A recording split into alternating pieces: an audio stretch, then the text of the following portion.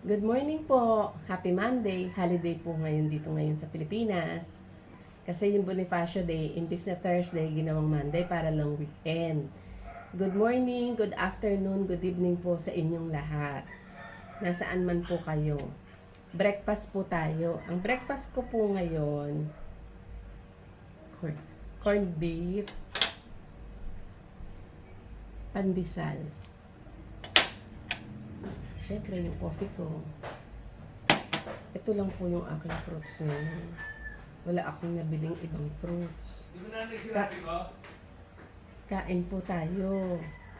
Pasensya na po kayo at nagmamadali ako kasi po lilipad ako ngayon. Pupunta ako sa nanay ko. Kaya nagmamadali ako. Kain po tayo. Marami pong salamat sa inyo ulit.